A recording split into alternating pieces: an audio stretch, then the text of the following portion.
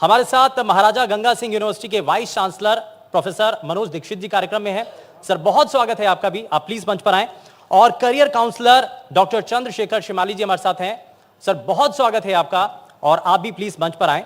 और इस पूरे सेशन के दौरान हम ये जानने की कोशिश करेंगे कि सरकार का जो विजन है 2030 को लेकर के, क्या वो विजन है, क्या वो काम करना चाहते हैं और आने वाले समय के अंदर क्या बड़ा बदलाव आप देख पाएंगे। राजस्थान की जनता को लेकर के बड़ी उम्मीदें हैं। राजस्थान के लोग ये जानना चाहते हैं कि शिक्षा के क्षेत्र में जो बड़े परिवर्तन हुए, आगे आने वाले समय में और क्या बड़ी तस्वीर देखने को मिलेगी। इस पूरे सेशन को अब आगे बढ़ाते हैं और हमारे साथ सभी खास मेहमान इस वक्त मौजूद हैं।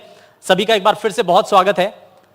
और मैं अब शुरुआत कर रहा हूं सर से, बीडी कल्ला सर, क्योंकि एक लंबे समय तक राजनीति में उनको क्या उपाधि दी जाए, राजनीति के क्षेत्र के बड़े दिग्गज नेता हैं, बड़े लंबे समय से उनका राजनीतिक करियर है, जनता से जुड़ाव है, इंटरेक्शन उनका रहता है, विधायक मंत्री सभी पदों से वो नवाजे गए हैं, उनको वो मिला है। सर 2030 के विजन को लेकर के सबसे पहले बात कर रहे हैं। सरकार की कोशिश है और हर कोई सरकार ये चाहती है कि आज के समय में हम जनता से वोट ले लें, काम करें, जनता से वोट ले लें। आप 2030 की बात कर रहे हैं, ये क्या है कारण? क्योंकि 2023 के अंदर 2030 की बात करना ये कोई सरकार नहीं सोचती है, आपने कैसे सोचा? मुख्यमंत्री जी अशोक जी गहलोत साहब एक विजनरी चीफ मिनिस्टर हैं और विजनरी चीफ मिनिस्टर होने के कारण वो चाहते हैं कि राजस्थान के विकास की गति 10 गुनी हो।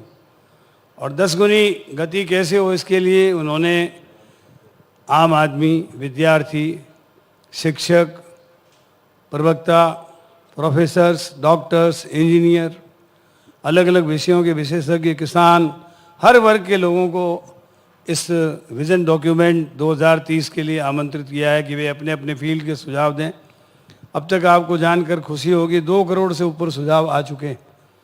इससे एक विजन डॉक्यूमेंट तैयार होगा और इस विजन डॉक्यूमेंट के माध्यम से शिक्षा में 2030 में राजस्थान कहाँ होगा, चिकित्सा के क्षेत्र में राजस्थान 2030 में कहाँ होगा, और इसी प्रकार सामाजिक अधिकारिता के क्षेत्र में राजस्थान कहाँ होगा, लेबर फ्रंट पे हम क्या क्या कानूनी कार्रवाई करके उनको रिलीफ देंगे, और इसी प्रकार हमारा लोकल सेल्फ गवर्नमेंट, स्वायत्त शासन विभाग, यूआईटी, नगरीय विकास कैसा होगा। इन सब बातों के बारे में जो जो सुझाव आएंगे, उन सुझावों के आधार पर हम ये विजन डॉक्यूमेंट तैयार करेंगे।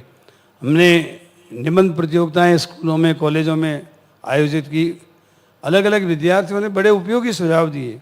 हमने अभी लगभग 1033 विद्यालयों में बाल वाटिकाएं शुरू की। एक विद्यार्थी ने कहा कि आप 2030 तक सारे प्राइमरी स्कूल में बाल वाटिकाएं खोलें। आप जानते हैं कि राजस्थान में भी लगभग 67,000 स्कूलें हैं और उन 67,000 स्कूलों में अधिकतर प्राइमरी स्कूल है। तो अब जो नई शिक्षा नीति आई है उसमें प्री प्राइमरी एजुकेशन का कंसेप्ट आया है। तो प्री प्राइमरी एजुकेशन जब आ जाएगी तो हमारी सरकारी स्कूलें जो हैं वो निजी स्कूलों से एक स्वस्थ और पूर्ण प्रतियोगिता कर पाएगी, परफेक्ट कंपटीशन। इसके लिए विद्यार्थी अभी से सोचने लगे हैं। तो ये सोच जो है, अलग अलग लोग अपने अनुभव से कुछ जो पढ़ रहे हैं वो क्या महसूस कर रहे हैं, शिक्षा पद्धति में क्या सुधार हो, हमारे शिक्षक कैसे हों, हमारे शिक्षकों की ट्रेनिंग कैसी हो, और कुल मिलाकर के एक वर्ल्ड लेवल की एजुकेशन हमारे विद्यार्थी कैसे प्राप्त करें ताकि हमारा पढ़ा हुआ विद्यार्थी दुनिया में कहीं भी जाए तो वो किसी से कमज़ोर नहीं रहे। ऐसे अच्छे अच्छे उपयोगी सुझाव आ रहे हैं। मैं आपको कुछ बातें जो हमने नवाचार किए हैं उसके बारे में बताना चाहूँगा। राजस्थान में 3700 स्कूलों में Mahatma Gandhi English medium school खुल चुके हैं। इन इंग्लिश मीडियम स्कूलों का प्रभाव ऐसा रहा कि विद्याधर नगर जयपुर में 30 सीटें थी, उसके लिए 2600 एप्लीकेशन आई और हमने पत्रकारों से लॉटरी निकलवा कर वहाँ पर एडमिशन किए। मैं समझता हूँ कि ये आपने पहली बार सुना होगा कि सरकारी स्कूलों में एडमिशन के लिए लॉटरी निकाली गई, और ऐसा एक जगह नहीं, अनेक स्थानों पर कहीं 1000, कहीं 2000, तो कहीं 1200 एप्लीकेशंस आई और उसमें किसी की सिफारिश नहीं चलती, किसी का रिजर्वेशन नहीं है। तो मेरा कहने का तात्पर्य ये है कि अब सरकारी स्कूलों में पढ़े हुए लोग आने वाले समय में बिना फीस के, देखिए अंतर क्या है, प्राइवेट स्कूल में 2 लाख रुपए सालाना फीस लगती है, 1 लाख लगती है, 50,000, और कई स्कूलों में 30-30 हज़ार रुपये तक की साल। हमारी स्कूल सब फ्री है, फ्री एजुकेशन फॉर ऑल। तो ऐसी स्थिति में गवर्नमेंट स्कूलों में इंग्लिश मीडियम से पढ़ाई कराने का मतलब ये हुआ कि अब गाँवों के बच्चे, अब कच्ची बस्तियों के बच्चे, अब मजदूरों के, किसानों के, गरीब आदमियों के बच्चे, मध्यम वर्ग के बच्चे जो हैं वो आने वाले समय में doctor, engineer, IAS, IPS, CA, MBA करके अपना कैरियर बना सकेंगे। इसके अलावा राजस्थान में जो हमने नवाचार किए हैं उसमें 7 वर्ल्ड रिकॉर्ड बनाए हैं हमने। इंस्पायर अवार्ड जो है छात्र वैज्ञानिकों का होता है, इसमें हमारे विद्यार्थियों ने लगातार 3 साल तक ऑल इंडिया में फर्स्ट आकर के इंस्पायर्ड अवार्ड हासिल किया है। फिट इंडिया में राजस्थान फिट है, सबसे फर्स्ट है। इसी प्रकार अभी जम्बूरी हुई, उसका हमने विश्व रिकॉर्ड बनाया। शनिवार के दिन नो बैक्स डे के दिन हमने शतरंज एक साथ 56,000 स्कूलों में खेलकर विश्व रिकॉर्ड बनाया। इसी प्रकार अभी शनिवार के दिन नो बैक्स डे के दिन संविधान का प्रीएम्बलम विद्यार्थियों ने एक साथ बड़ा विश्व रिकॉर्ड बना। 12 अगस्त को राष्ट्रभक्ति के 7 गीत एक साथ गा करके विश्व रिकॉर्ड बनाया। सर्वधर्म प्रार्थना सभा का एक विश्व रिकॉर्ड बनाया। और इसी प्रकार जो है हमारे बच्चों ने अलग अलग क्षेत्र में कई इस तरह के रिकॉर्ड बनाए हैं। मैं समझता हूं कि एजुकेशन का जो लर्निंग प्रोसेस है उसमें राजस्थान हिंदुस्तान के पहले 3 राज्यों में है। दिल्ली का विज्ञापन है, वो पहले 7 राज्यों में से एक है। लेकिन राजस्थान ने पिछले वर्षों में जो तरक्की की है शिक्षा के क्षेत्र में, अभी मैं स्वयं टेलीविज़न पे देख रहा था कि 300 से अधिक नए कॉलेज खुले, उसमें लगभग 132-33 कॉलेज महिलाओं के हैं। तो ये अपने आप में रिकॉर्ड है, आज़ादी से लेके अब तक। ठीक है, जो कॉलेज थे उससे ज़्यादा संख्या में कॉलेज इन 5 सालों में खुल गए। हाँ, तो ये यानी कि बड़ा परिवर्तन आप मान के चल रहे हैं। नए कीर्तिमान जो स्थापित किए गए हैं, जरा उसकी ज़मीनी हकीकत क्या है उसको भी समझ लेते हैं, क्योंकि हमारे साथ सुनीता गुलाटी जी भी हैं। सुनीता जी, शिक्षा के क्षेत्र में आप लंबे समय से काम भी कर रही हैं, आपको पुरस्कार भी मिले हैं, आपके काम को सराहा गया है। आपको क्या लगता है, देखिए प्लस पॉइंट तो बहुत सारे हैं जो कि मंत्री साहब ने गिनवाए हैं, आपको क्या और लगता है कि 2030 का जो विजन सरकार लेकर के चल रही है उसमें सुधार के तौर पर क्या हमें और करना चाहिए, क्या करने की ज़रूरत है? सर, जो अभी सरकार का एक डिजिटल दक्ष प्रशिक्षक जो योजना है और जो मिशन स्टार्ट योजना है, जो एक बहुत ही अच्छी योजना है, जिसके अंतर्गत जो दूर गांव ढाणी में जहां तक शिक्षक नहीं पहुंच पा रहे हैं वहां तक भी राजस्थान सरकार ने ऑनलाइन मीडियम से जो वीडियो कंटेंट है वो पहुंचाने का प्रयास किया है। और जो डिजिटल दक्ष प्रशिक्षक हैं उनके जो मैं एक विशेषता बताने चाह रही हूँ कि जो वीडियोस बनाए गए हैं वो भी राजस्थान के शिक्षकों के द्वारा ही बनाए गए हैं। और जैसे कि सर ने बोला है इंस्पायर योजना है या हम बोले स्टेट साइंस फेयर है, उन सब में भी जो राजस्थान है वो बहुत ही नंबर 1 पर है। सबसे एक मुख्य विशेषता मैं बताना चाहूँगी सर कि हमारा राजस्थान जो है वो डिजिटल ऑनलाइन शिक्षण में नंबर 1 पर है। हमारे राजस्थान की जो ऑनलाइन वीडियोस है वो दीक्षा पोर्टल पर पूरे भारत में नंबर 1 पर है। इसके साथ साथ हमारे ही राजस्थान के शिक्षकों द्वारा बनाए गए कुछ वीडियो PM ई विद्या चैनल पर भी चल रहे हैं। तो जो हमारे एक जो परंपरागत तरीका था सर शिक्षण का, उससे हटकर जो माननीय मुख्यमंत्री महोदय, माननीय शिक्षा मंत्री महोदय का जो एक विजन है कि चूंकि आज का जो युग है वो डिजिटल युग है, तो बच्चा जो है मात्र किताबों के पन्नों से या रटंत विद्या से ना पढ़े, वो बच्चा जो है वो आगे अपने आप को सरकारी स्कूल का बच्चा जो है वो भी प्राइवेट स्कूल से टक्कर लेते हुए आगे ये बड़ी तुलना हम हमेशा से करने लगते हैं। जब भी सरकारी स्कूलों का जिक्र होता है तो हम प्राइवेट स्कूल के साथ तुलना करते हैं। अब उस तुलना के पीछे आम आदमी क्या करे, मैं इसमें जरा कुछ और खास मेहमान भी हमारे साथ हैं, उनको भी जरा जोड़ लेता हूँ। मनोज दीक्षित जी, सर एक चीज़ बताइए कि हम जब भी तुलना करते हैं सरकारी स्कूल के बच्चे उस रेस में थोड़ा सा पिछड़ते हुए नजर आते हैं, लेकिन अब ये रेस और भी ज़्यादा कठिन हो गई है। इस रेस में हमारे सरकारी स्कूल के बच्चे बहुत तेज़ी के साथ दौड़ भी रहे हैं। हमें और ऐसा क्या करना चाहिए कि इस रेस में अव्वल आए? देखिए, जब 21वीं सदी प्रारंभ हुई तो हम लोगों ने मिलेनियम डेवलपमेंट गोल्स बनाए थे और उसी को हमने सस्टेनेबल डेवलपमेंट गोल्स में कन्वर्ट किया, जो अब हमारा लक्ष्य है आगे आने वाले 2030, 35, 40, 45 और 2047 तक जब हम आज़ादी के 100 वर्ष पूरे कर रहे होंगे, ये लक्ष्य सारे हमारे निर्धारित हो गए हैं। मैं केवल SDG 4 की तरफ आपका ध्यान आकर्षित इसलिए करना चाहूँगा कि वो लक्ष्य है हमारा।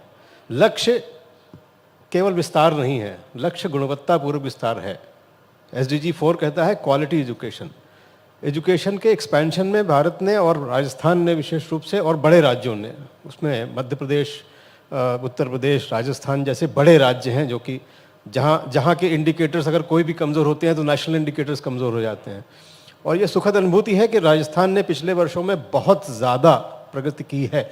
मेरा भी राजस्थान से माननीय मंत्री जी से भी करीब 33-34 वर्षों का संपर्क रहा है और हमने देखा है कि किस तरह से राजस्थान पिछले वर्षों में उभर कर सामने आया। क्राइसिस की जो बात आती है उन लक्ष्यों के सापेक्ष हमें तय करने होंगे। वही लक्ष्य हैं जो कि मिशन 2030 में भी सामने आते जा रहे हैं। प्राइवेट वर्सेस गवर्नमेंट, ये कोई लड़ने का विषय ही नहीं है। ये बात स्पष्ट है सारी पॉलिसीज़ में, राजस्थान सरकार की पॉलिसीज़ में, भारत सरकार की पॉलिसीज़ में, कि प्राइवेट सेक्टर के इफेक्टिव इन्वॉल्वमेंट के साथ ही हम एजुकेशन सेक्टर का विकास कर सकते हैं। एक लक्ष्य जो निर्धारित है, उस लक्ष्य को प्राप्त करने में कितना संघर्ष करना है वो हमारे लिए इंपॉर्टेंट है, क्वालिटी एजुकेशन के साथ साथ एक्सपेंशन में भी। जैसे एक निर्धारित लक्ष्य है सभी जगहों पर, सभी राज्यों में, राष्ट्रीय स्तर पर, कि हमें GER को लेकर 50 तक जाना है 2030 तक। टर्न 2030 तक हमारा 50% का लक्ष्य है GER में। इस वक्त हम 30 के आसपास हैं। अगले 5 वर्ष हमारे लिए बहुत ही क्रिटिकल हैं कि हम कितनी तेजी से इसका विकास कर सकते हैं कि हम उस लक्ष्य तक पहुंच सकें। 2030 के इस लक्ष्य में राजस्थान की भूमिका और ये जो नए स्कूल विद्यालय खुलते जा रहे हैं, इनकी भूमिका बहुत इंपॉर्टेंट है। ये कि इंफ्रास्ट्रक्चर भी बन रहा है जिसमें कि आने वाले बच्चों की संख्या के सापेक्ष ही हम GER को बढ़ा पाएंगे। GER हमारा 100% होता है जब हम प्राइमरी स्कूल के एनरोलमेंट की बात करते हैं। राजस्थान सरकार ने भी 100% लक्ष्य पूरा किया है। समस्या वहाँ आती है जब हम 30 पर पहुँचते हैं, जब हम हायर एजुकेशन में आ रहे होते हैं। तो ये नुकसान जो है, ड्रॉप आउट है, ये अरेस्ट करना हमारा सबसे बड़ा लक्ष्य है। जो आप कह रहे हैं ड्रॉप आउट वाला, ये हम लैग कहाँ कर रहे हैं? हम ये नहीं देख पा रहे हैं कि बच्चे अगर 12वीं तक पढ़ रहे हैं, उसके बाद वो हायर एजुकेशन के लिए जा रहे हैं कि नहीं जा रहे हैं। हम क्यों ना उनको एक बार अप्रोच करें। मैं सर आपसे मैं इस पर एक रिएक्शन लेना चाहता हूँ। हम क्यों नहीं फोकस कर रहे हैं? हम एक बार इस पर भी ध्यान दें कि अगर 12वीं के बाद बच्चा हायर एजुकेशन की तरफ आगे नहीं बढ़ रहा है। मैं एक करेक्शन कर दूं, फिर माननीय मंत्री जी अपना बिल्कुल 100% जो दे सकते हैं। इंटरमीडिएट तक पहुंचने में ही ड्रॉप आउट ज्यादा है। समस्या इंटर से ग्रेजुएशन की नहीं है, समस्या 0 से 12 की है। और 0 से 12 में भी 0 से 5 तक भी हमारा अच्छा जाता है। उसके बाद हमारा ड्रॉप आउट धीरे धीरे शुरू होता है सेकेंडरी में और हाई स्कूल और इंटरमीडिएट तक। ये ड्रॉप आउट इसलिए भी होता है क्योंकि यहाँ पर एजुकेशन और लाइवलीहुड, इन दोनों के बीच का जब झगड़ा शुरू होता है तो बच्चा लाइवलीहुड की तरफ धीरे धीरे कन्वर्ट होने लग जाता है, एजुकेशन से हटता जाता है।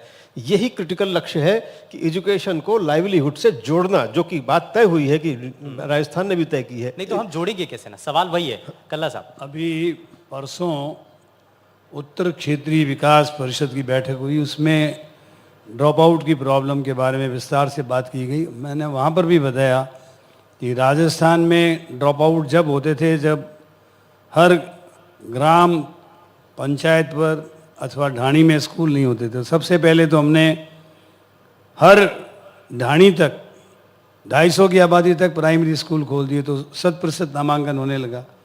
फिर देखा कि 5वीं तक की स्कूल है, ग्राम पंचायत है, वहाँ 8वीं की स्कूल नहीं है, तो 6ठी 7वीं 8वीं में ड्रॉप आउट की प्रॉब्लम रहती थी। तो हमने पिछले वर्षों में उच्च प्राथमिक स्तर पर प्राय सारी ग्राम पंचायतों को कवर कर दिया। और अब जानकर आपको खुशी होगी, मैं जब 1988 में राजस्थान का शिक्षा मंत्री था, उस समय 672 हायर सेकेंडरी स्कूल हुआ करते थे।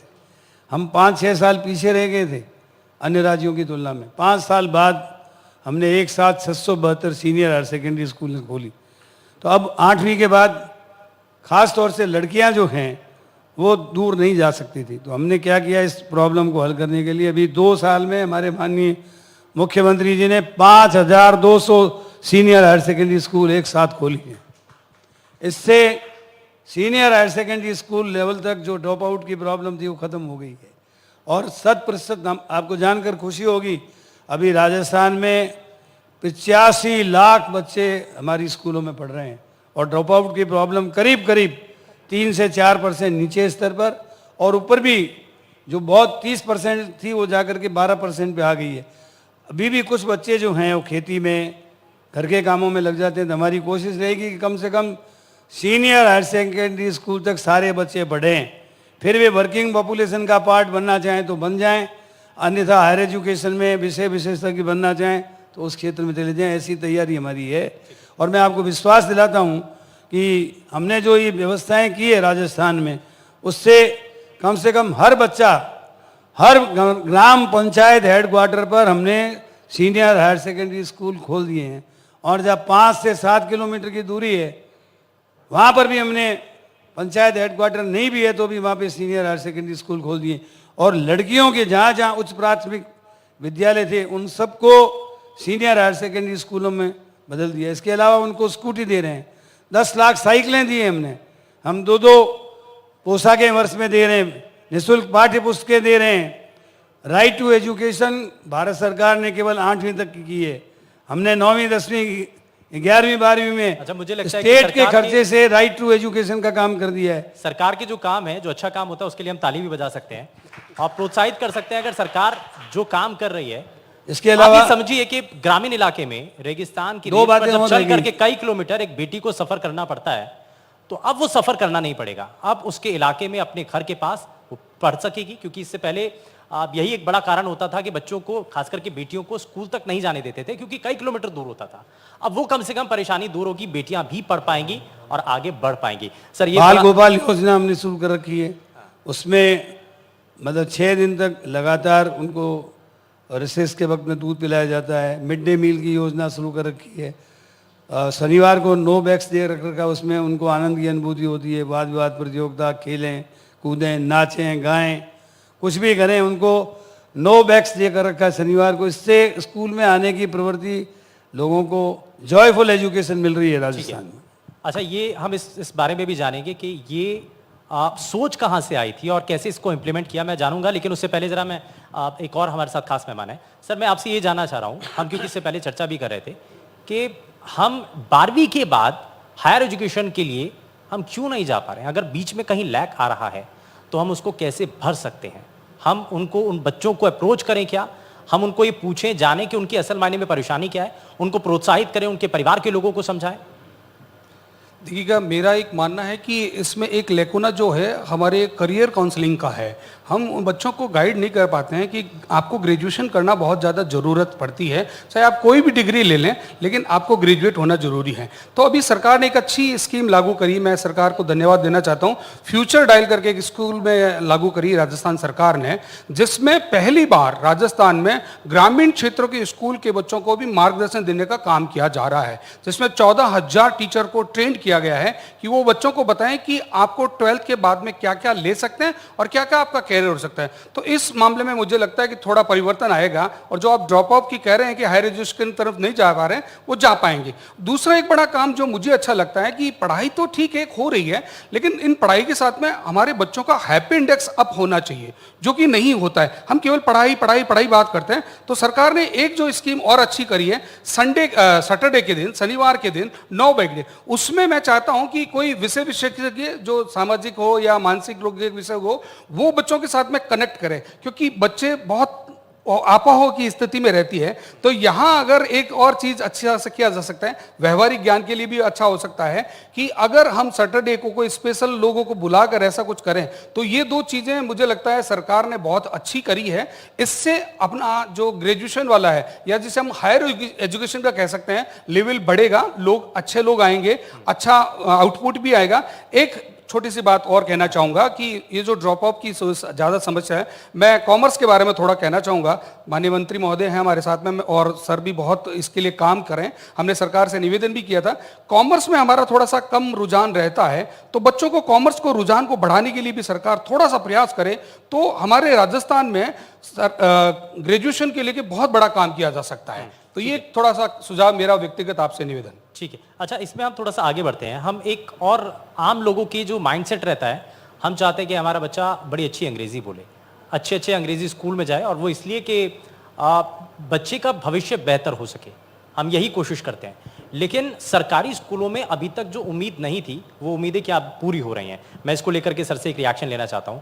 और जो आपने अंग्रेजी स्कूल की जो शुरुआत की है, आपको लग रहा है सर कि इससे बड़ा परिवर्तन आ रहा है? प्राइवेट स्कूल ना जाकर के अब पेरेंट्स अपने बच्चों को सरकारी स्कूल में एडमिशन करा रहे हैं। देखिए, राजस्थान में जब हम लोग पढ़ते थे तो 6ठी क्लास से अंग्रेजी की पढ़ाई शुरू होती थी। जब मैं इससे पहले शिक्षा मंत्री था तब मैंने पहली बार 3री कक्षा से अंग्रेजी की पढ़ाई शुरू की, और उसी फाइल में लिख दिया था कि 2 साल बाद हम पहली क्लास से अंग्रेजी की पढ़ाई शुरू करेंगे।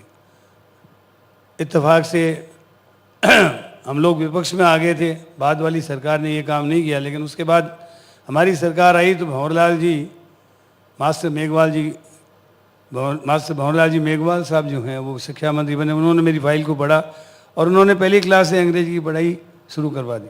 और अब अंग्रेजी माध्यम की पढ़ाई माननीय मुख्यमंत्री अशोक जी गहलोत की प्रेरणा से हमने जो इंग्लिश मीडियम के 3700 स्कूल खोले हैं, उसमें न केवल पहली क्लास से बल्कि पूरी पढ़ाई इंग्लिश मीडियम के माध्यम से होगी। हिंदी भी पढ़ाई जाएगी, संस्कृत और उर्दू जो तृतीय भाषा में लेंगे उनको वो भी पढ़ाया जाएगा, लेकिन मीडियम ऑफ इंस्ट्रक्शन जो है वो अंग्रेजी होगा।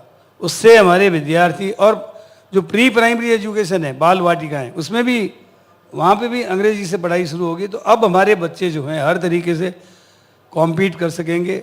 और निश्चित रूप से आप देखना कि जब हमारे जोगाराम जी, और ये कहना चाहिए कि बहुत से ऐसे नाम मैं गिना सकता हूँ जो जैसलमेर बाड़मेर के हैं, और वो हिंदी मीडियम स्कूलों में पढ़कर IAS बन गए, तो अब इंग्लिश मीडियम में पढ़कर जो बच्चे आएंगे वो निश्चित रूप से IAS, IPS, all India competition में, हर प्रकार के कंपटीशन में वो श्रेष्ठ होंगे।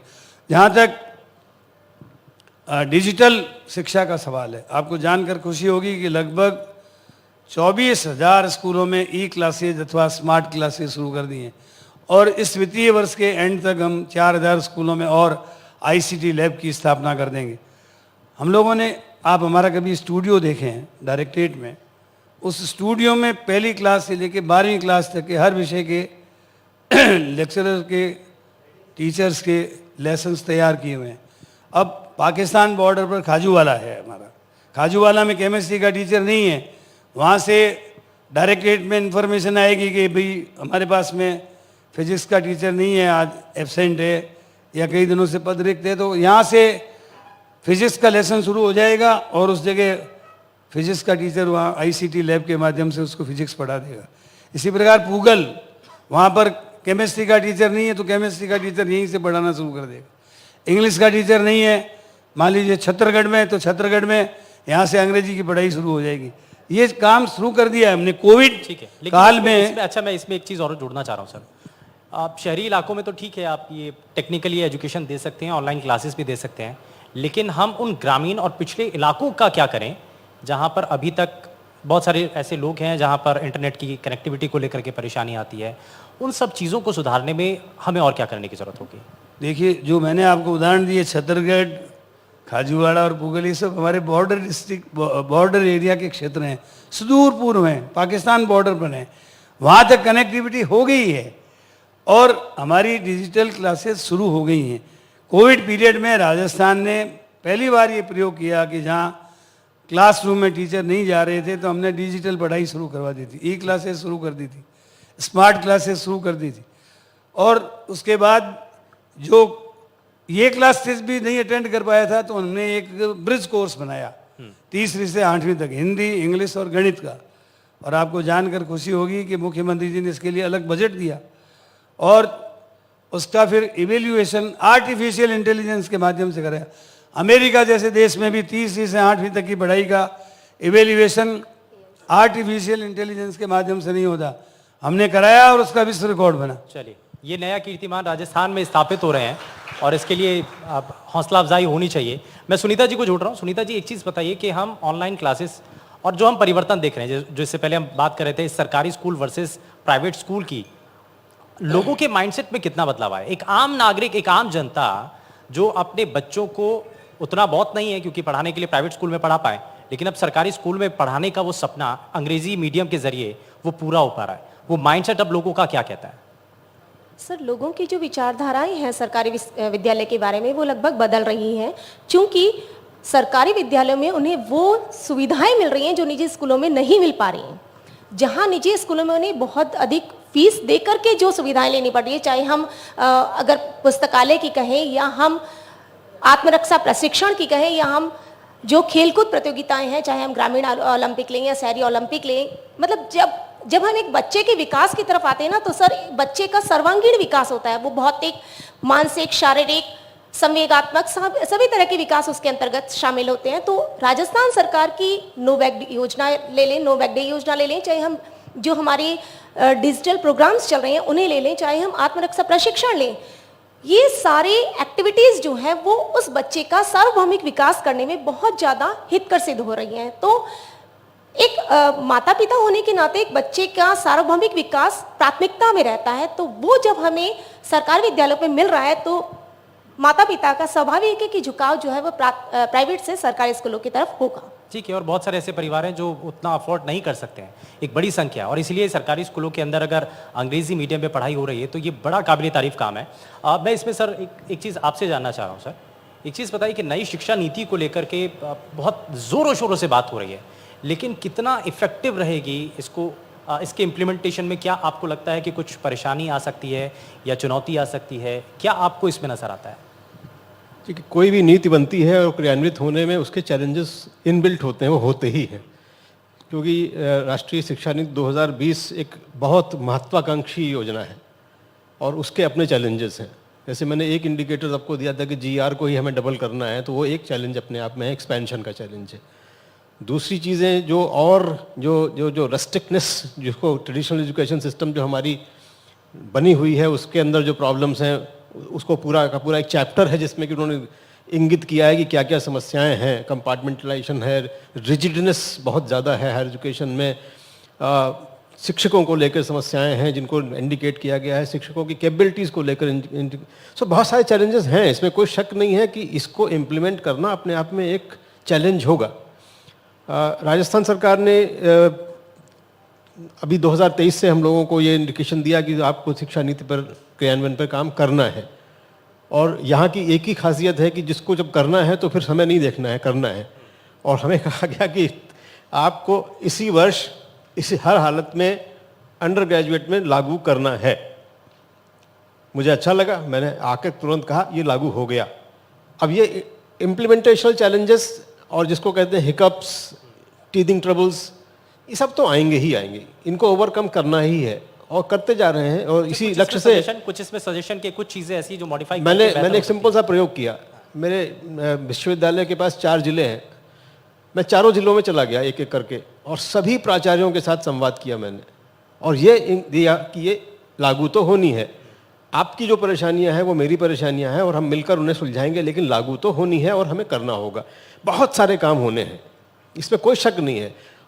कितने भी विकास के प्रतिमान हम तय कर लें, शिक्षा के बगैर वो कोई भी प्रतिमान प्रवृत्त नहीं हो सकता है। इसलिए शिक्षा को साइड बाय साइड उसी हिसाब से अपने आप को बढ़ाना भी होगा। जैसे मैं अभी सुन रहा था आपके सत्रों में, अक्षय ऊर्जा के क्षेत्र में राजस्थान नंबर 1 है, अग्रणी प्रदेश पूरे भारत में बन गया। अब इसके मेंटेनेंस की, इसके अंदर नवाचारों की, इसके अंदर आविष्कारों की सारी ज़रूरतें यही के विश्वविद्यालय पूरी करेंगे, तब आगे बढ़ेगी, तब ये सस्टेनेबल हो जाएगा। रिन्यूएबल एनर्जी के कोर्सेज हैं, इनके मेंटेनेंस की कोर्सेज हैं। जब ये सोलर पैनल्स ख़राब होना शुरू होते हैं एक सीमा के बाद, उनके रिप्लेसमेंट के लिए अब क्या हमारे पास लोग तैयार होंगे, ये सारे काम फिर शिक्षा क्षेत्र के हो जाएंगे और तब ये दोनों मिलकर इस 30 की तरफ भी बढ़ेंगे और आगे भी जाएंगे। ठीक है, मैं नई शिक्षा नीति को लेकर के मैं सर से भी एक रिएक्शन हूँ, लेकिन उससे पहले मैं जरा एक जवाब लेना चाह रहा हूँ चंद्रशेखर जी कि ये बताइए कि हम क्यों ना बच्चों को ये बता पाएं कि आपने 12वीं के बाद अगर आप ये कोर्स करते हैं या ये सब्जेक्ट लेते हैं तो आपको ये बेनिफिट होगा। इससे क्या होगा, क्योंकि रोजगार को लेकर के हमेशा हर स्टेट के अंदर थोड़ी सी परेशानी रहती ही है, लेकिन इससे वो समाधान भी होगा। बच्चों को पता होगा कि हमें करना क्या है, आगे हमें हमारा रोड मैप क्या होगा, ये करने से हमें ये होगा, तो उससे विजन खुल जाएगा बच्चों का। सर इसमें मैं थोड़ा सा करेक्शन करना चाहूँगा। अगर हम 10वीं के बाद ही बच्चे को थोड़ा बता दें तो ज़्यादा सही रहेगा, क्योंकि जो सब्जेक्ट हम लेंगे उसी के बाद में उस कोर्स का हम चयन करेंगे। तो 10th के बाद में एग्जैक्टली हम बच्चों को बता पाएँ कि, और आजकल मैं बता देता हूँ साइकोमेट्री टेस्ट और ऐसे कुछ टेस्ट भी आ गए हैं जिससे हम बच्चों की मनोवैज्ञानिक दृष्टिकोण से उसका साइंटिफिक तरीके से इंटरेस्ट पता कर सकते हैं। तो उस इंटरेस्ट के बिहाव पर हम उस बच्चे को ये बताएं कि आपको ये सब्जेक्ट लेना चाहिए और उसके ये ऑप्शंस है। और राजस्थान सरकार इस पे काम कर रही है। जैसे मैंने बताया 14,000 टीचर्स को ट्रेन किया गया है कि आप अपने बच्चों को ये बताएं 10th के बाद में कि आपको कौन सा सब्जेक्ट लेना चाहिए। देखिएगा हर सब्जेक्ट अपने आप में बहुत इंपॉर्टेंट होता है। कई लोगों ने हमने धारणा बना रखी है कि जो टॉपर है वो साइंस लेगा और जो मिडिल होगा वो कॉमर्स लेगा और थर्ड जो होगा वो आर्ट्स लेगा, लेकिन ऐसा नहीं है। हर सब्जेक्ट अपने आप में बहुत महत्ता रखता है। तो ये चीज जब टीचर उसको बताएगा कि आपको 10th के बाद में ये सब्जेक्ट लेने पर, और मैं आपको बता दूं आजकल तो हर एक सब्जेक्ट के बहुत सारे ऑप्शंस आ गए हैं। केवल यही नहीं कि सीए सीएस कॉमर्स में है, आर्ट्स में केवल आरएसआईएस, बहुत सारे सब्जेक्ट्स आ गए हैं जिनके सहारे, जैसे सर ने अभी बताया कि हम नया कुछ भी कर सकते हैं। तो टीचर अगर 10th के बाद में ही उसका विश्लेषण कर ले बच्चे को और बताएं कि तू इस सब्जेक्ट में लेकर आगे अपना करियर बना सकता है, तो एक नई ऊर्जा उस बच्चे को भी मिलेगी और उस बच्चे का करियर भी बहुत अच्छा होगा। अब सवाल ये उठता है कि बच्चों को पढ़ाने, उनको बढ़ाने के लिए, उनको शिक्षित करने के लिए टीचर्स भी होने बड़े ज़रूरी हैं। बार बार सवाल इसको लेकर के भी उठता है सर कि टीचर्स की नियुक्तियां क्यों नहीं हुई हैं, या बार बार आरोप लगते हैं, पॉलिटिकल पार्टियां इसको लेकर के सवाल उठाती हैं। सर इस पर मैं जानना चाहता हूं कि सरकार की तरफ से नियुक्तियों को लेकर के, संविदा कर्मियों को लेकर के जो उनकी बातें हैं, कितना अभी तक पूरी हुई हैं, उस पर क्या कहना चाहते हैं आप? देखिए, राजस्थान सरकार ने अब तक सारे विभागों को मिलाकर लगभग 3 लाख से ऊपर लोगों को सरकारी नौकरी दे दी है। अकेले शिक्षा विभाग ने गत वर्ष तक 90,000 लोगों को सरकारी नौकरी दी और अभी भी हाल ही में 48,000 रीट में L1 और L2 के अध्यापकों की नियुक्तियां हो रही हैं। मैं समझता हूं कि इस एक सप्ताह के अंदर अंदर उनकी नियुक्तियां जिले आवंटित हो गए हैं, उनकी काउंसलिंग होकर स्कूल आवंटित हो जाएंगी। इसके साथ साथ शारीरिक शिक्षकों की नियुक्तियां हो गई हैं, कंप्यूटर अनुदेशक की नियुक्ति हो गई, लाइब्रेरियंस की नियुक्ति हो गई, स्कूली व्याख्याता वरिष्ठ अध्यापकों के रिजल्ट आ चुके हैं, उनकी भी नियुक्तियां हो जाएंगी। तो ये सारी मिलाकर के करीब करीब 1,80,000 से ऊपर लोगों की नियुक्तियां अकेला शिक्षा विभाग कर देगा।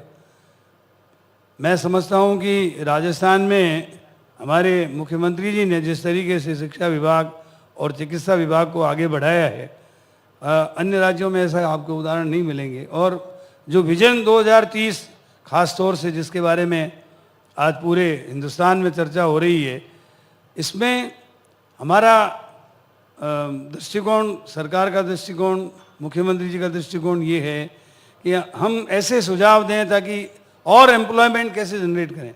जैसे बाल वाटिकाएँ खुलेंगी तो आप देखिए, जैसे बाल वाटिका भाग 1, 2 शुरू में, तो इनमें टीचर्स की आवश्यकता होगी, इसमें भर्ती होगी, और कितनी आवश्यकता होगी इन सब का हम अभी से एक तरीके से इवेल्युएशन कर रहे हैं।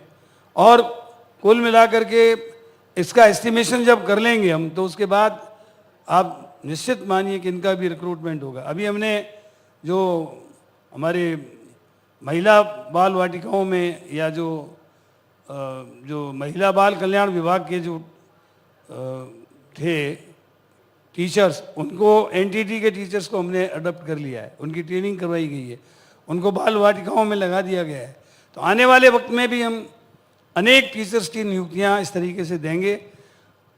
जहाँ तक वीसी साहब ने शिक्षा में गुणात्मक सुधार की बात की, तो उसके लिए भी हम पूरे प्रयत्नशील हैं।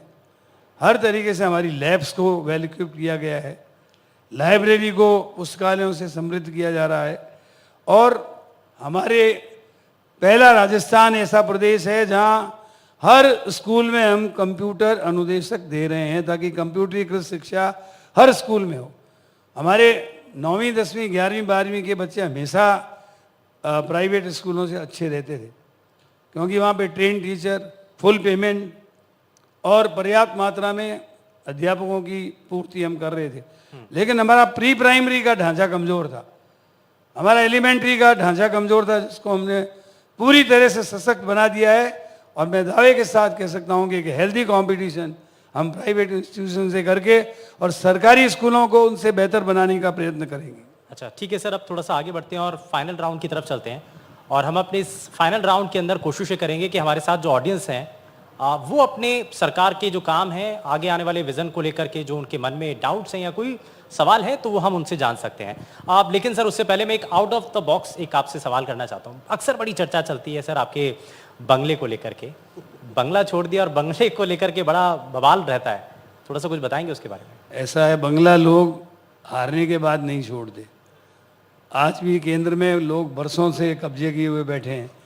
हमारे नेता राहुल गांधी जी से अलोकतांत्रिक तरीके से हटाकर उनसे बंगला खाली किया गया, तो मैंने उसके प्रोटेस्ट में ये सिद्ध कर दिया कि हम मंत्री रहते हुए भी बंगला खाली कर सकते हैं और कोई डाउट नहीं था।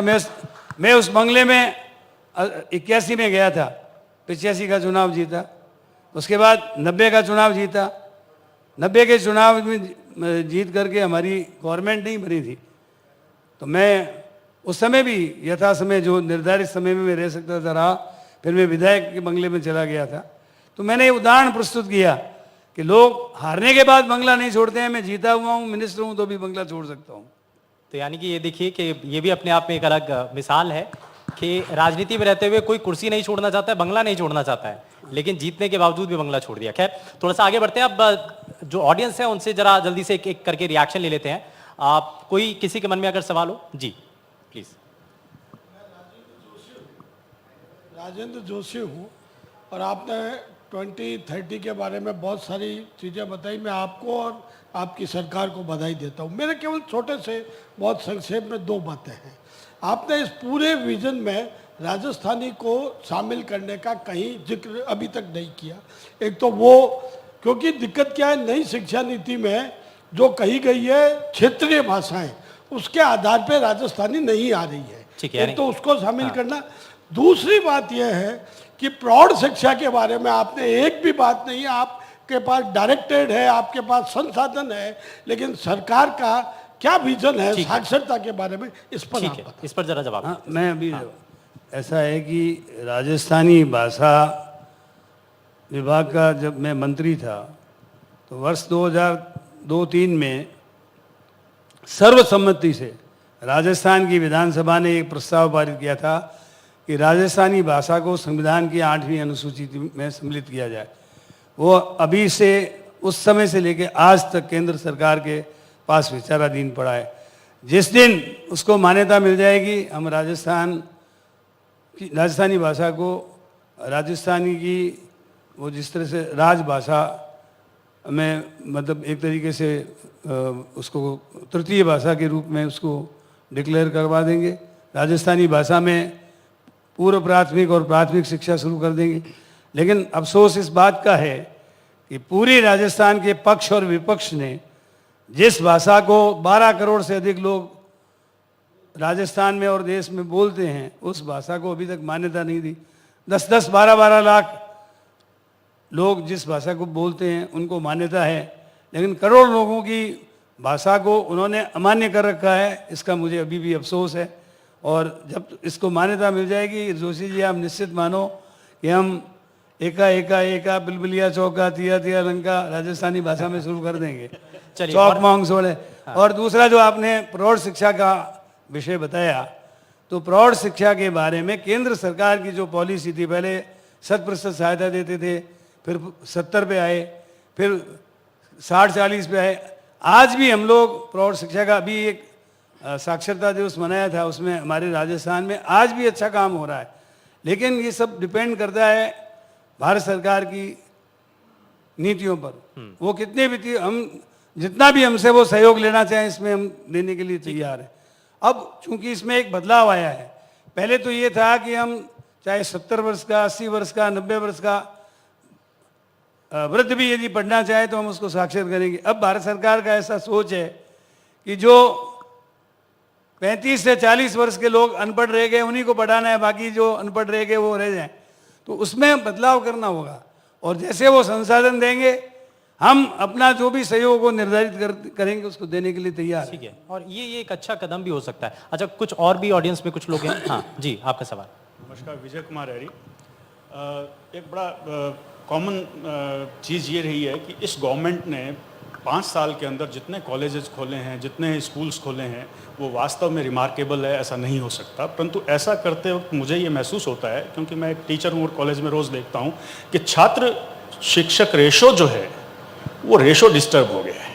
वर्कलोड की गणना वर्तमान में छात्र संख्या के आधार पर नहीं हो रही है। इस कारण से छात्र शिक्षकों की संख्या जो है वो कम हो गई है और वो जो कम लोग हैं उनके ऊपर काम का दबाव बहुत ज़्यादा है।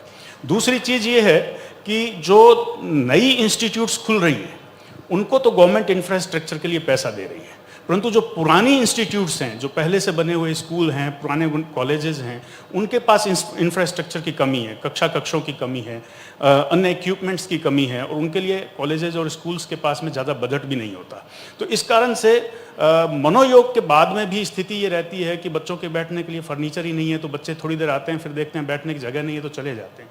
तो ये एक स्थिति है जिसमें कि हम बच्चे को कॉलेज और स्कूल के साथ कंटेक्ट नहीं कर पा रहे हैं, उनको जोड़ नहीं पा रहे हैं, उनकी नियमितता को बनाए नहीं रख पा रहे हैं। ठीक है। इस दिशा में थोड़ा सा एफर्ट किया जाने की जरूरत है। एक चीज और, एक दूसरी बात और है कि एक तरफ स्कूल और संस्थाओं के लिए तो बहुत कुछ हो रहा है, पर इन 5 वर्षों में ये भी हुआ कि बहुत से प्रमोशंस हुए, सब कुछ हुए, परंतु हम कहीं ना कहीं सर्विस कंडीशन के एंगल पर जो अदर स्टेट्स हैं उन स्टेट्स के साथ हम अपने आप को कंपेयर नहीं कर पा रहे हैं।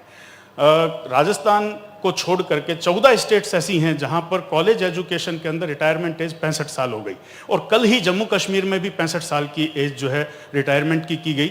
और ऊपर के स्तर के ऊपर जो हायर लेवल है, जहां प्रिंसिपल्स बनने हैं, जहां पर अच्छे शिक्षाविद हैं, वहां पर संख्या बहुत कम है। कॉलेज एजुकेशन की अगर बात करें 6000 कॉलेजेस, 6500 का हमारा वर्क लोड है जिसमें 4100 लोग काम कर रहे हैं, 2000 लोग जो हैं अभी कम हैं, वैकेंसी कॉल की है परंतु भरने में समय लगेगा।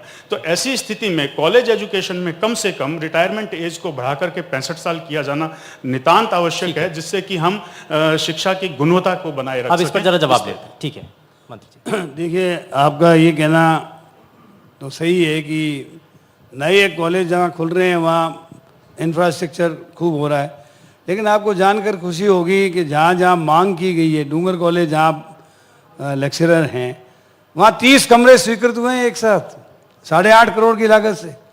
और मैं जब कॉलेज में प्रेसिडेंट था 1969 में, उस समय से ऑडिटोरियम की मांग कर रहे थे, हमारे मुख्यमंत्री जी ने 15 करोड़ की लागत से आपको ऑडिटोरियम दे दिया।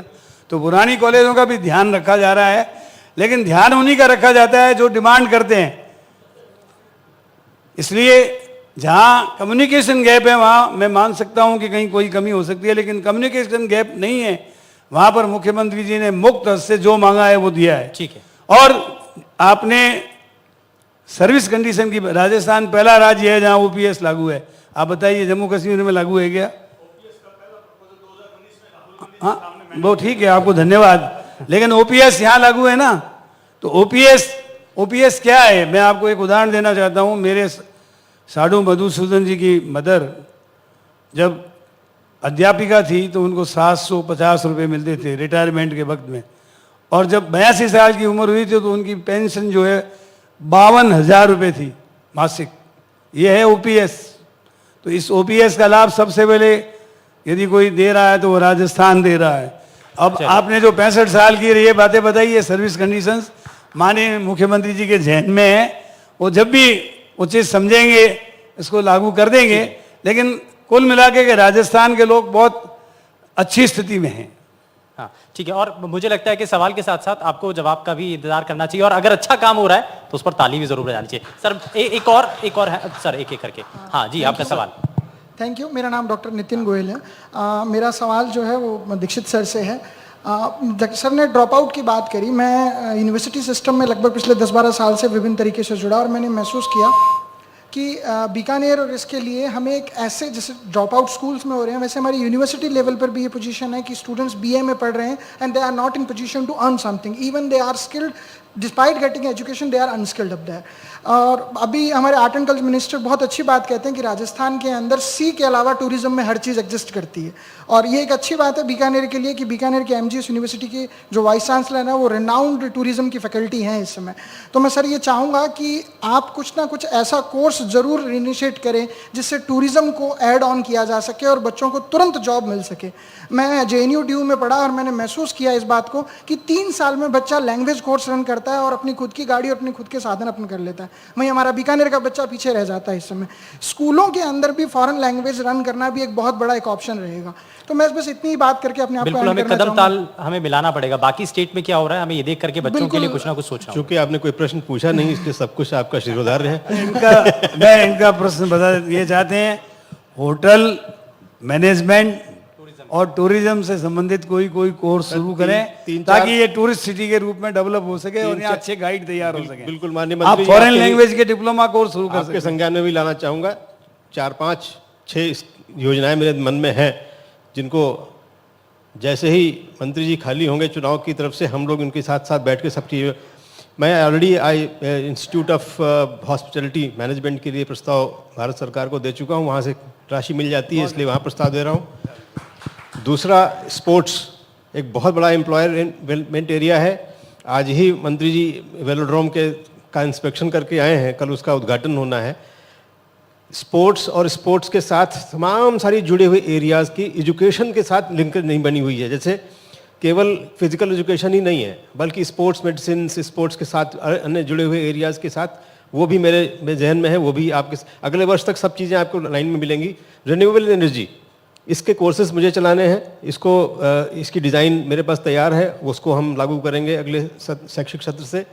साथ साथ जो आपने जितनी भी मेरे मन में और भी बहुत सारी चीज़ें हैं जिनके बारे में डिस्कशन का ये समय नहीं है इसलिए क्योंकि चुनाव का माहौल आ गया है, बहुत सारे गंभीर विषयों के ऊपर चर्चाएं होनी है, लेकिन अच्छे लेकिन वो सुझाव भी प्राइवेट मिल में रहे हैं। होंगी। जैसे मैं चाहता हूं कि बहुत सारे single credit, double credit, 3 credit, 4 credit, 6 credit courses जो कि हमारी ट्रेडिशनल नॉलेज सिस्टम से निकलते हैं उनको भी विश्वविद्यालय स्तर पर मान्यता मिल जाए। जब जो कि गठन हो गया है अब क्रेडिट बोर्ड का, जो आपने क्रेडिट बैंक जिसको कहते हैं एकेडमिक क्रेडिट बैंक जो गठन हो रहा है, उसमें जुड़ते हुए चले जाएंगे। बच्चों को वहाँ से नॉलेज आएगी कि जो उनके पास नॉलेज है उसकी भी वैल्यू है। जिस दिन ये वैल्यू आ जाएगी उनको इस पढ़ाई में भी मज़ा आएगा, अपनी पढ़ाई में भी मज़ा आएगा। तीसरी बात, अर्न व्हाइल यू लर्न, ये एक स्कीम है जो पहले लागू हुई थी। मुझे लगता है कि मनमोहन सिंह जी के ज़माने में वो लागू थी, हम लोग के स्टेट में भी लागू थी, उत्तराखंड में भी लागू थी। उसे वापस लाने की आवश्यकता है।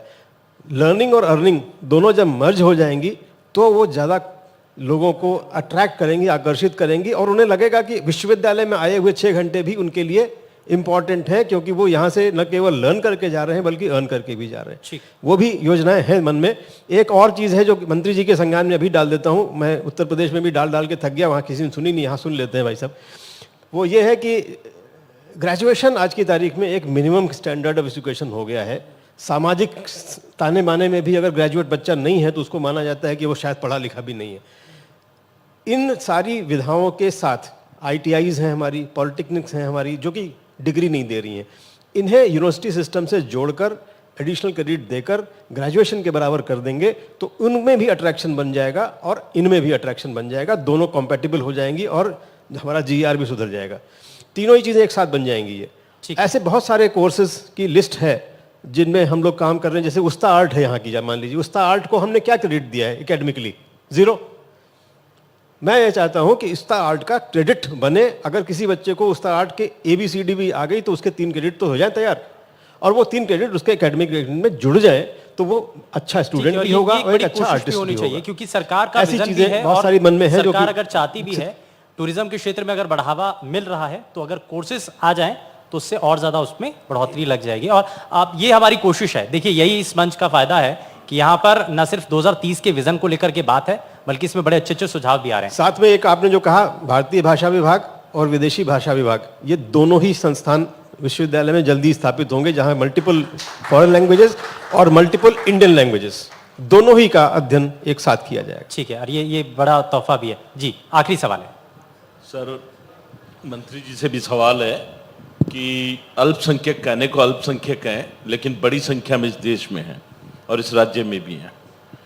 ज़्यादातर बच्चे उनके मदरसों में पढ़ते हैं और मदरसों में ज़्यादातर जो पढ़ाने वाले लोग हैं वो या तो बिहार से आ रहे हैं या यूपी से आ रहे हैं।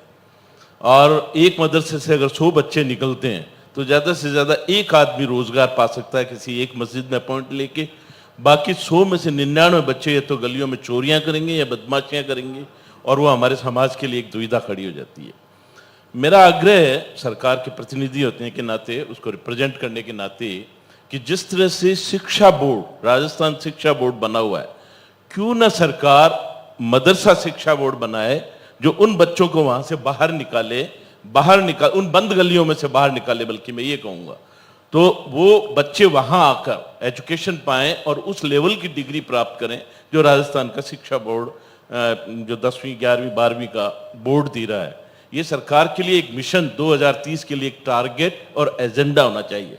हमने बहुत सी बातें सरकार की उपलब्धियों पे की है, अभी मिशन पे 2030 पे क्या होना है इसमें बहुत सी बातें छूट गई हैं, जिसमें से एक ही बात ये है कि उनको हम जब वो गाँव में जो ये मदरसों में पढ़ाने वाले हैं यूपी बिहार के लोग, वो उन पर धार्मिक शिक्षा का दबाव बनाते हैं और उनके इंटरप्रिटेशन भी, क्योंकि उनका मेंटल आईक्यू ऐसा नहीं होता कि वो उसका इंटरप्रिटेशन इस तरह से कर दे कि वो संविधान सम्मत हो। ठीक है, तो ये जो दोनों के बीच में एक द्वंद्व है, उस द्वंद्व को मिटाने के लिए जरूरी है कि उन्हें मदरसा बोर्ड की शिक्षा में लाए।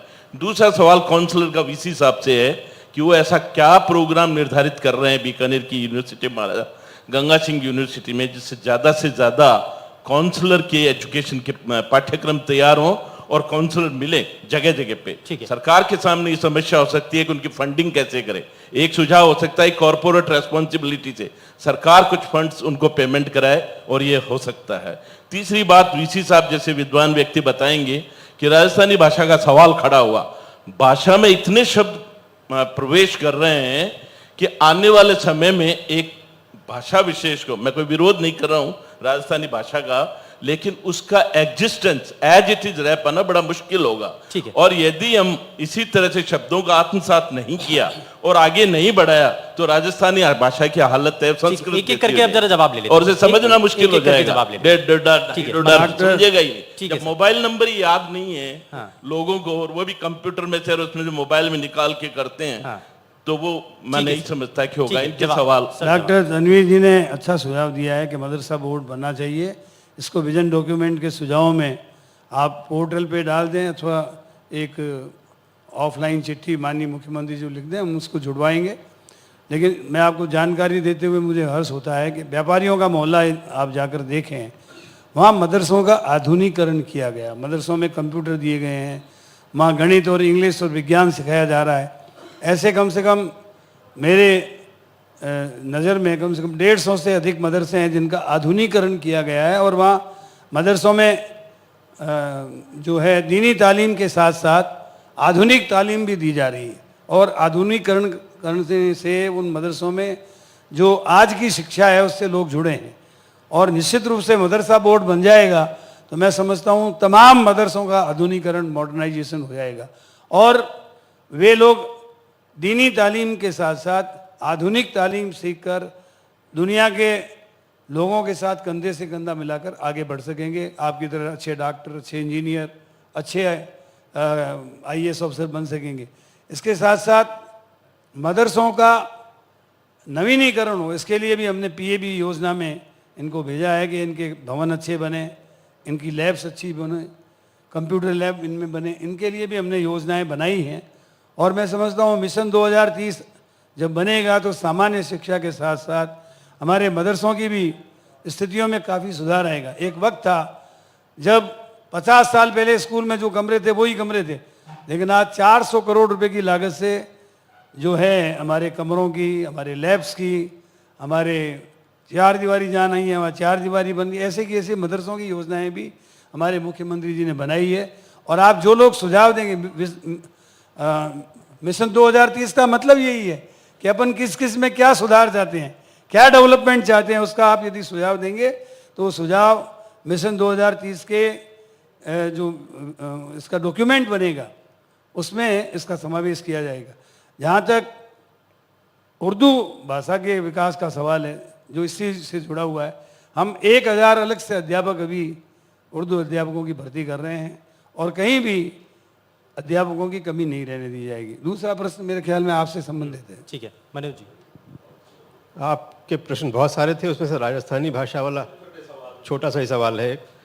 तो नहीं, राजस्थानी, मैं एक जनरल बात कहना चाहूँगा कि भाषाएं सभी ऑर्गेनिक होती हैं, सभी ग्रो करती हैं, सभी बढ़ती हैं, सभी का एक्सपेंशन होता है, सभी में परिवर्जन होता है।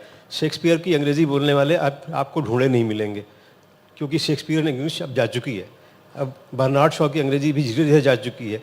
आज अंग्रेज़ी में लिखने वाले सबसे अधिक लोग भारतीय हैं। अंग्रेजी साहित्य में भारतीय लिख रहे हैं तो भारतीय शब्दों का प्रवेश हो गया। ऑक्सफोर्ड की कंसाइज डिक्शनरी में 20,000 से अधिक शब्द हैं जो भारत से लिए गए हैं, जो उन्होंने अंग्रेजी में उन्होंने अडॉप्ट कर लिए हैं। तो भाषाएं ऐसे ग्रो करती हैं, अडॉप्ट करती हैं। देशज भाषाएं कम अडॉप्ट कर पाती हैं, लेकिन सांस्कृतिक भाषाएं जरूर थोड़ी रिजिड हो सकती हैं, जो कि हमारी जो क्लासिकल लैंग्वेजेस को आप संस्कृत का जैसे नाम लिया, संस्कृत भी ग्रो कर चुकी है। संस्कृत अब वो संस्कृत नहीं है जो कि वाल्मीकि रामायण में लिखी हुई थी।